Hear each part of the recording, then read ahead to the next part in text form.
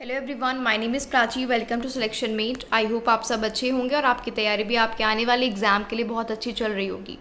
Guys, आज के session में हमारी साइंस की जो क्लास होगी दैट इज़ क्लास नंबर 6 और चैप्टर नंबर 5 हम फिज़िक्स का डिस्कस करेंगे। अब तक क्या इस सेशन में इस सीरीज़ में हो चुका है। देखिए, ये जो सीरीज़ है साइंस के लिए चलाई जा रही है विज्ञान विजय सीरीज़ के नाम से, और ये हर उस एग्ज़ाम के लिए इम्पॉर्टेंट है जहाँ पर साइंस आपसे पूछा जाता है। और स्पेशली अगर मैं अपकमिंग एग्ज़ाम की बात करूँ तो सीटेट जो कि जुलाई में होने वाला है उसके लिए, और DSSB TGT नेचुरल साइंस वालों के लिए, UPTGT जिनका साइंस सब्जेक्ट है, या PGT वालों का साइंस सब्जेक्ट है जिनके पास, बिहार 7th फेज एग्ज़ाम जो होने वाला है उसमें भी जो GS का जनरल सेक्शन है उसमें साइंस पूछा जाएगा। और जो सब्जेक्ट कंसर्न वाले हैं, ठीक है, सेकेंडरी में और अपर सेकेंडरी में जो सब्जेक्ट है जिनका साइंस, उसमें भी बिहार 7th फेज़ में ये सेशन बहुत इंपॉर्टेंट है उसके लिए। बाकी आने वाले एग्ज़ाम यूपी टेट और सुपर टेट के लिए भी ये सेशन इक्वली इंपॉर्टेंट होने वाला है। कहने का मतलब है कि जहाँ पर भी आपसे साइंस पूछा जाना है उसका कंप्लीट हम डिस्कशन कर रहे हैं, क्योंकि हम चल रहे हैं चैप्टर वाइज। जी हाँ, अब तक 4 चैप्टर हमारे फिजिक्स के कंप्लीट हो चुके हैं। आप लोगों का साथ और सपोर्ट बना रहा तो सारा फिजिक्स कंप्लीट करेंगे चैप्टर वाइज, उसके बाद केमिस्ट्री और बायोलॉजी भी कंप्लीट करेंगे। तो मुझे थोड़ा आपको सेशन के बारे में बताना था कि सेशन किसके लिए है और किस तरह से चलाया जा रहा है। बाकी अगर आप चैनल को विजिट करेंगे तो आप देख पाएंगे कि कितने इंपॉर्टेंट MCQs हम डिस्कस कर रहे हैं जो कि बार बार डिफरेंट एग्जाम्स में पूछे जाते हैं। तो सेशन बहुत ज़्यादा इंपॉर्टेंट आपके लिए होने वाला है अगर आप इनमें से किसी भी एग्जाम की तैयारी कर रहे हैं। बाकी अगर आप चैनल पर पहली बार विजिट कर रहे हैं या अभी तक सब्सक्राइब नहीं किया है तो सब्सक्राइब करके बेल आइकन को ज़रूर प्रेस कर लेना, जिससे आपको सभी वीडियोस का डायरेक्टली नोटिफिकेशन मिल सके। अब चलते हैं आज के सेशन के पहले क्वेश्चन पर। अब सीधा होगा क्वेश्चन और आंसर का हमारा सेशन।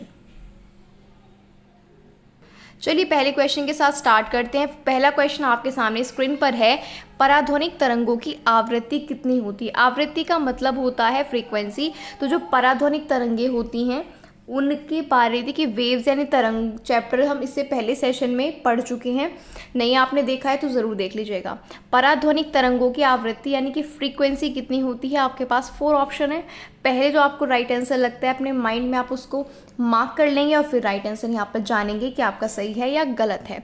तो अगर मैं पहले क्वेश्चन के आंसर की बात करूँ कि जो पराध्वनिक तरंगे होती हैं उनकी आवृत्ति कितनी होती है, तो राइट आंसर होगा ऑप्शन नंबर 4, 20 किलो हर्ट्ज से ज़्यादा। याद रखना, पराध्वनिक तरंगे, ठीक है, जो नॉर्मली मनुष्य नहीं सुन सकते हैं उनकी जो आवृत्ति होती है वो 20 किलो हर्ट्ज से ज़्यादा होती है। यानी कि वो तरंगे जिनकी आवृत्ति 20 किलो हर्ट्ज से ज़्यादा होती है वो पराध्वनिक तरंगे होती हैं। क्वेश्चन क्योंकि उल्टा भी पूछा जा सकता है तो ये आपको याद रखना है। नेक्स्ट क्वेश्चन नंबर 2 पर चलते हैं। ध्वनि तरंगे निम्नलिखित में से किसमें से होकर नहीं गुजर सकती। बहुत अच्छा और इम्पॉर्टेंट क्वेश्चन है। देखिए, एक भी क्वेश्चन जो हम डिस्कस करेंगे अनइम्पॉर्टेंट नहीं है, क्योंकि किसी न किसी एग्जाम में पूछा गया है, ठीक है। ध्वनि तरंगे इनमें से किस में से होकर नहीं ट्रेवल कर सकती है, नहीं गुजर सकती हैं। 4 ऑप्शन आपके पास हैं। राइट आंसर की बात करेंगे, पहले आप अपना आंसर मार्क करिएगा। तो अगर मैं सेकंड क्वेश्चन के आंसर की यहाँ पर बात करूँ तो इसका जो राइट आंसर है वो है ऑप्शन नंबर डी, यानी कि निर्वात में रखा हुआ लकड़ी का खोखला पाइप। अगर निर्वात यानी कि वैक्यूम में एक लकड़ी का खोखला पाइप रखा हुआ है तो उसमें से जो ध्वनि तरंगे हैं, साउंड वेव्स हैं, वो नहीं जा सकती, जबकि हवा में रखा हुआ तांबे के तार से गुजर सकती हैं, हवा में रखी हुई चांदी की पटिया से गुजर सकती है साउंड वेव्स, पानी में रखे हुए कांच के प्रिज्म से, यानी कि हवा की हर चीज़ से गुजर सकती है, पानी में रखे हुए कांच के प्रिज्म से भी गुजर सकती है। लेकिन निर्वात में अगर कोई लकड़ी का खोखला पाइप रखा हुआ है उसमें से साउंड वेव्स ट्रेवल नहीं कर सकती। आई होप ये क्वेश्चन भी आपको क्लियर होगा। चलते हैं क्वेश्चन नंबर 3 की ओर। मनुष्य की श्रव्यता की सीमा क्या है। जो नॉर्मल हमारे लिए, हमारे और आपके लिए यानी कि मनुष्य के लिए जो श्रव्यता की सीमा है, एक लिमिट है, वो कितनी है आपको बताना है। इंपॉर्टेंट क्वेश्चन है अगेन इस चैप्टर से। तो 3rd क्वेश्चन का जो राइट आंसर होगा वो क्या होगा, ऑप्शन नंबर ए होगा। जी हाँ, मनुष्य की जो श्रव्यता की एक लिमिट है वो 20 हर्ट्ज से 20,000 हर्ट्ज है। 20,000 से 20 से 20,000 हर्ट्ज, ये एक लिमिट होती है।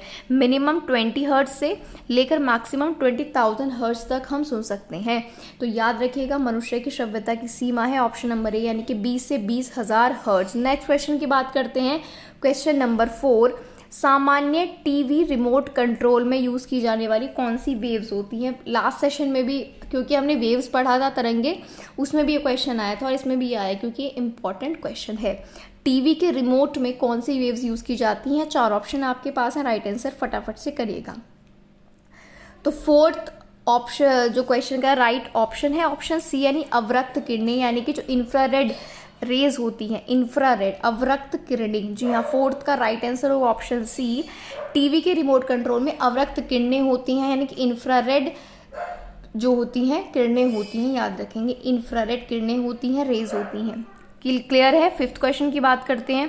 क्वेश्चन नंबर 5 कह रहा है कि नीचे दिए गए विकल्पों में से किसमें ध्वनि आर पार नहीं जा सकती? पानी, लोहा, निर्वात या फिर वायु, इनमें से फटाफट से फिफ्थ क्वेश्चन का आपको आंसर करना है कि किसमें से ध्वनि पार नहीं हो सकती है। अच्छा क्वेश्चन है फिफ्थ, और इसका जो राइट आंसर होगा ऑप्शन नंबर बी होगा, वैक्यूम, यानी कि निर्वात से ध्वनि आर पार नहीं हो सकती है, यानी कि साउंड ट्रेवल नहीं कर सकती है वैक्यूम से, यानी कि निर्वात से। ये आंसर आप याद रखेंगे।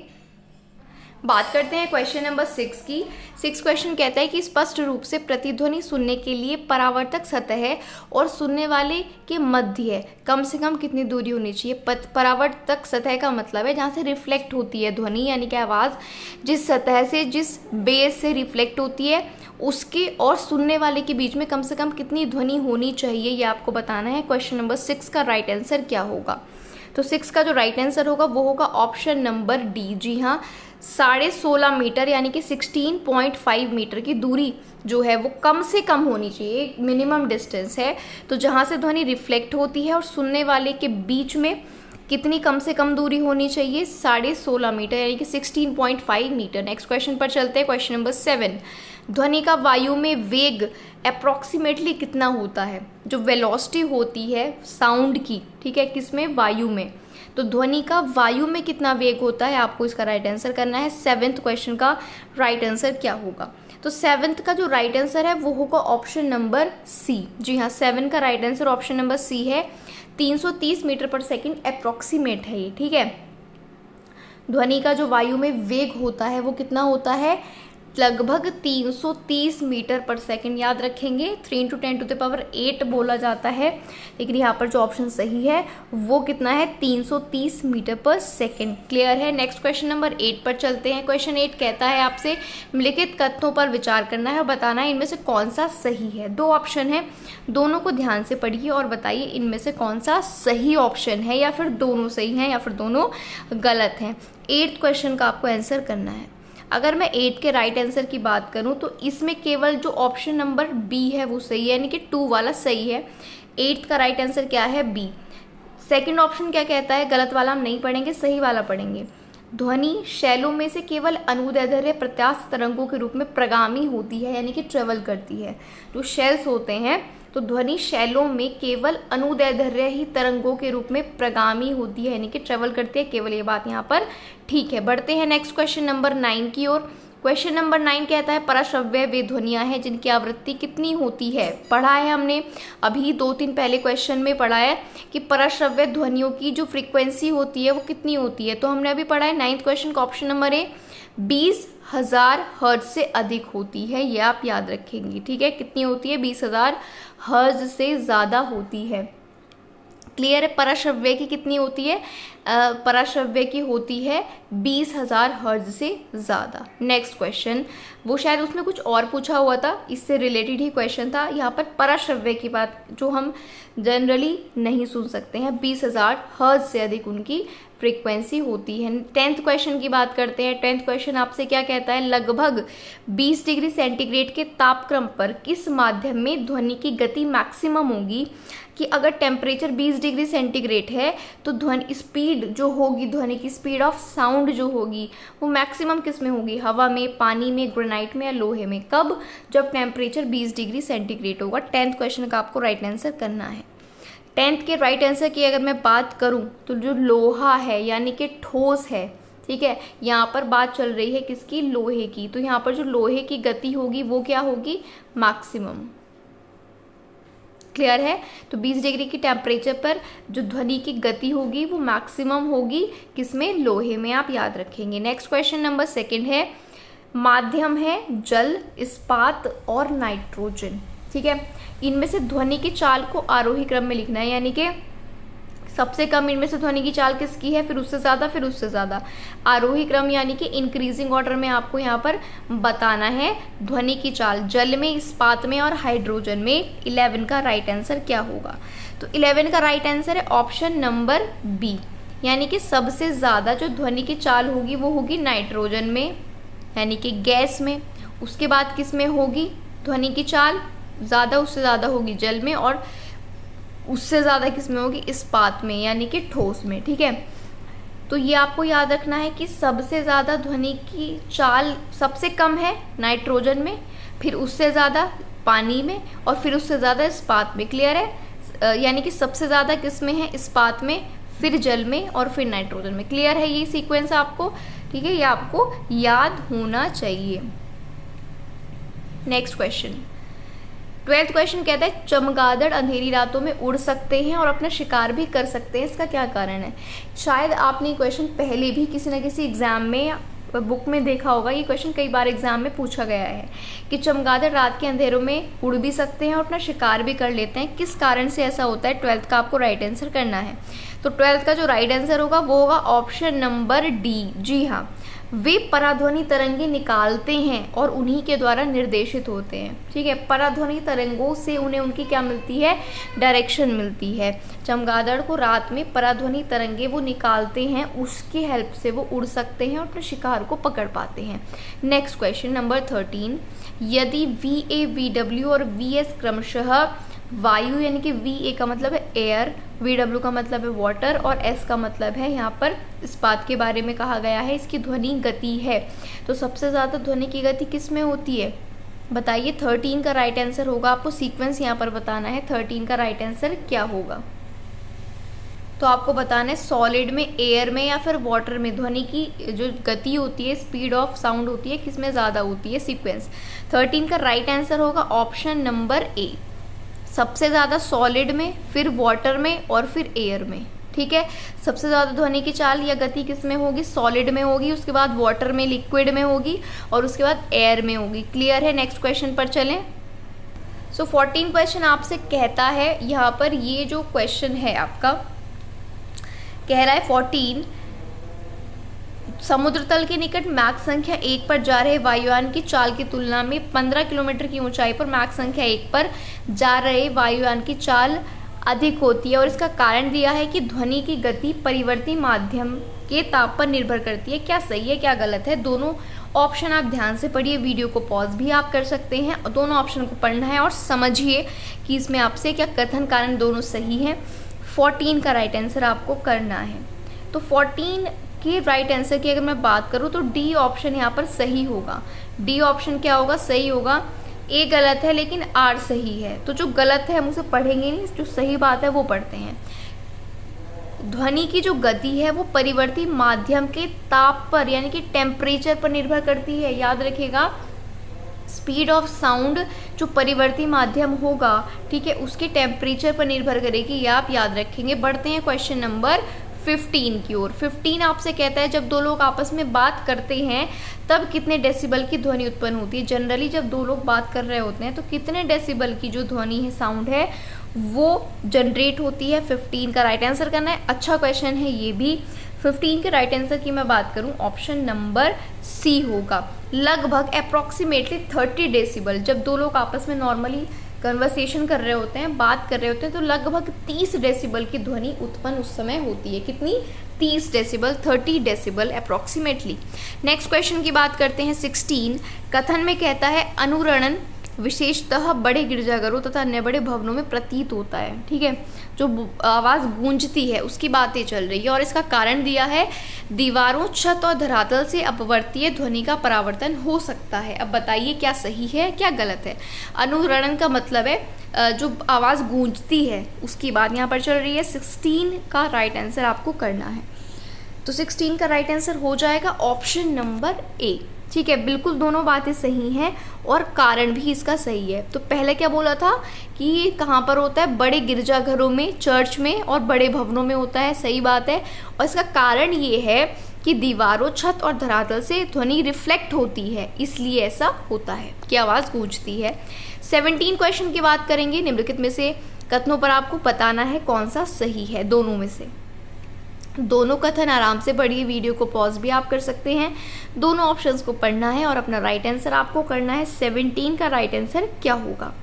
अगर मैं इसके राइट आंसर की बात करूं तो केवल जो फर्स्ट ऑप्शन है इसमें वही सही होगा, ऑप्शन नंबर ए। क्या कहता है? विस्तृत रूप से प्रयुक्त सांगीतिक स्वरग्राम, जिसे ट्विटोनी स्वरग्राम कहते हैं, 7 आवृत्तियों वाला होता है। ये बात आपको पता होनी चाहिए कि जो विस्तृत रूप से अगर सांगीतिक स्वरग्राम की बात करते हैं उसमें ट्विटोनी स्वरग्राम जिसे कहते हैं वो 7 उसमें फ्रीक्वेंसी यानी कि आवृत्तियाँ होती हैं। ये बात बिल्कुल ठीक है। पढ़ते हैं नेक्स्ट क्वेश्चन 18 की ओर। 18 कहता है कि ध्वनि का तारत्व किस पर निर्भर करता है? तारत्व का मतलब होता है पिच, तो पिच ऑफ साउंड यानी कि ध्वनि का तारत्व किस पर निर्भर करता है? 4 ऑप्शन आपके पास है और आपको राइट ऑप्शन का यहाँ पर राइट आंसर बताना है। मैं फटाफट से आपको आंसर इसका बता देती हूँ। 18 का राइट आंसर होगा ऑप्शन नंबर ए। ध्वनि का तारत्व आवृत्ति पर निर्भर करता है, यानी कि जो साउंड की पिच होती है वो फ्रीक्वेंसी पर डिपेंड करती है, इसको आप याद रखेंगे। Next question number 19। मनुष्य को ध्वनि कंपन, वाइब्रेशन जो होता है साउंड का, उसकी अनुभूति किस आवृत्ति सीमा में होती है? यानी कि फ्रीक्वेंसी की लिमिट क्या होगी जब हमें वाइब्रेशन फील होता है? किसी भी साउंड का वाइब्रेशन हमें कब फील होगा? जब फ्रीक्वेंसी की लिमिट यानी कि आवृत्ति की सीमा कितनी होती है? तो राइट आंसर होगा इसका ऑप्शन नंबर डी, जब 20 से 20,000, क्योंकि इसको तो हम सुन सकते हैं, साधारण मनुष्य 20 से लेकर 20,000 हर्ट्ज तक की जो आवाज़ है उसको सुन सकता है। इसलिए कंपन की अनुभूति हमें तभी होगी जब आवृत्ति की सीमा 20 से लेकर 20,000 हर्ट्ज तक होती है। बढ़ते हैं क्वेश्चन नंबर 20 पर। 20 बोलता है कि आर्द्र वायु में ध्वनि का वेग शुष्क वायु की तुलना में अधिक होता है, क्योंकि आर्द्र वायु में इनमें से क्या होता है? 20 का राइट आंसर आपको करना है कि क्या होगा। और इसके राइट आंसर की अगर मैं आपसे बात करूं तो इसका राइट आंसर होगा ऑप्शन नंबर बी। बी क्या कहता है? पहले क्वेश्चन फिर से पढ़ लेते हैं। आर्द्र वायु में ध्वनि का वेग शुष्क वायु की तुलना में ज़्यादा है। आर्द्र वायु में ध्वनि का वेग ज़्यादा होगा शुष्क वायु की तुलना में, क्योंकि आर्द्र वायु में शुष्क की तुलना में घनत्व कम होता है। तो घनत्व कम होता है तो वेग होता है ज़्यादा। क्लियर है इतनी बात? आर्द्र वायु में ध्वनि का वेग ज़्यादा होता है क्योंकि आर्द्र में शुष्क की तुलना में घनत्व कम होता है। Option number B is the right answer for question number 20। बढ़ते हैं नेक्स्ट क्वेश्चन पर। नेक्स्ट क्वेश्चन नंबर 21 क्या कहता है? ध्वनि तरंगों में निम्न में से कौन सी घटना नहीं हो सकती? जो साउंड वेव्स हैं इन चारों में से उनमें कौन सी घटना नहीं हो सकती है? फटाफट से 21 का आंसर आपको करना है। तो 21 के राइट आंसर की मैं बात करूं तो ऑप्शन नंबर बी होगा, यानी कि ध्रुवण नहीं हो सकता है। बी करेक्ट आंसर है। देखिए, ध्वनि तरंगों यानी साउंड वेव में विवर्तन होता है, परावर्तन होता है, व्यतिकरण होता है, लेकिन क्या नहीं होता है? वो होता है ध्रुवण। ठीक है, याद रखेंगे। Next question number 22। ध्वनि ऊर्जा का, साउंड एनर्जी का विद्युत ऊर्जा में परिवर्तन किसके द्वारा किया जाता है? ठीक है, साउंड एनर्जी को हम इलेक्ट्रिक एनर्जी में कैसे बदलते हैं ये आपको बताना है। 22 का राइट आंसर क्या होगा? 22 के राइट आंसर की बात करूं तो ऑप्शन नंबर ए, माइक्रोफोन के द्वारा। माइक्रोफोन हम यूज़ करते हैं, ठीक है, आवाज़ सुनने के लिए, तो उसमें ध्वनि जो है वो विद्युत ऊर्जा में बदल जाती है माइक्रोफोन में। याद रखना किसमें? माइक्रोफोन में ऐसा होता है। नेक्स्ट है क्वेश्चन नंबर 23। मनुष्य के लिए मानक ध्वनि स्तर क्या है? एक स्टैंडर्ड जो साउंड लेवल है वो क्या होता है? स्टैंडर्ड साउंड लेवल क्या होता है ह्यूमन के लिए, वो आपको बताना है। ये भी इंपॉर्टेंट क्वेश्चन है, याद इसको आपने ज़रूर रखना है। 23 का राइट आंसर क्या होगा? 23 का राइट आंसर होगा ऑप्शन नंबर बी, यानी कि 60 डेसिबल। जी हाँ, मनुष्य के लिए जो मानक ध्वनि स्तर है वो 60 डेसिबल तक होता है। कितना होता है? जनरली दो लोग बात करते हैं तब ध्वनि लगभग 30 डेसिबल होती है, लेकिन जो एक स्टैंडर्ड लेवल होता है साउंड का वो 60 डेसिबल होता है, 60 डीबी का होता है। क्वेश्चन नंबर 24 क्या कहता है? डेसिबल किसे मापने के लिए प्रयोग में लाया जाता है? डेसिबल किसे मापने के लिए प्रयोग में लाया जाता है? तो हम ये सभी जानते हैं। इन चारों में से 24 का राइट आंसर क्या होगा? इजी आंसर है इसका। 24 का राइट आंसर होगा ऑप्शन नंबर सी, यानी कि वातावरण में जो ध्वनि है उसको मापने के लिए हम डेसिबल का यूज़ करते हैं। देखो कितनी बार ये क्वेश्चन आया है और ये हर एग्जाम का नहीं लिखा हुआ, पता नहीं कितने एग्जाम्स में पूछा गया है। डेसिबल यूज़ करते हैं वातावरण में ध्वनि को मापने के लिए। क्लियर है, ध्वनि को मापने के लिए डेसिबल का यूज़ किया जाता है। 25 क्वेश्चन पर बढ़ते हैं। 25 कहता है कि पराश्रव्य तरंगों के बारे में इनमें से कौन सा कथन सही है। पराश्रव्य तरंगे, कौन सा कथन सही है? 25 का राइट आंसर क्या होगा? ऑप्शन नंबर डी होगा, यानी कि सभी सही हैं। एक एक करके पढ़ लेते हैं, चारों सही हैं पराश्रव्य ध्वनि के तरंगों के संबंध में। पराश्रव्य तरंगे कीड़ों को नष्ट कर सकती हैं, बिल्कुल सही है। ये कपड़ों से धूल हटाकर उन्हें साफ कर सकती हैं। इनका उपयोग बीमारियों के उपचार के लिए भी किया जाता है और ये स्वचालित दरवाज़ों को नियंत्रित कर सकती हैं। ऑटोमेटिक डोर्स जो होते हैं उनको भी ये रेगुलेट कर सकती हैं, जो पराश्रव्य तरंगे। चारों ऑप्शन अच्छे से पढ़ लेना, आपसे एग्जाम में कुछ भी पूछा जा सकता है। बढ़ते हैं क्वेश्चन नंबर 26 की ओर। ध्वनि का वेग अधिकतम किस में होता है? पढ़ चुके हैं, अभी हमने 2 क्वेश्चन में पढ़ा है कि ध्वनि का वेग, वेलोसिटी ऑफ साउंड, किस में मैक्सिमम होती है। 26 का राइट आंसर क्या होगा? तो 26 का जो राइट आंसर होगा वो होगा ऑप्शन नंबर सी, यानी कि धातु में, मेटल में ध्वनि का वेग मैक्सिमम होगा। याद रखना, ध्वनि का वेग मैक्सिमम किस में होगा? धातु में, यानी कि मेटल में। 27 क्वेश्चन क्या कहता है? निम्न द्रव्यों में से ध्वनि सबसे तेज यात्रा किस में करती है? ध्वनि की स्पीड, अभी हमने वेग की बात की, ध्वनि का वेग किस में सबसे ज़्यादा? धातु में, मेटल में। अब बात कर रहे हैं ध्वनि की स्पीड सबसे ज़्यादा किस में? 27 का राइट आंसर क्या होगा? Option number A. तो ये ही इसका आंसर होगा। सबसे तेज़ भी किस में ट्रेवल करेगी? ये मेटल में, यानी कि स्टील में, सॉरी किस में? स्टील में। याद रखिएगा, सबसे ज़्यादा वेग भी किस में? धातु में, और सबसे ज़्यादा स्पीड किस में?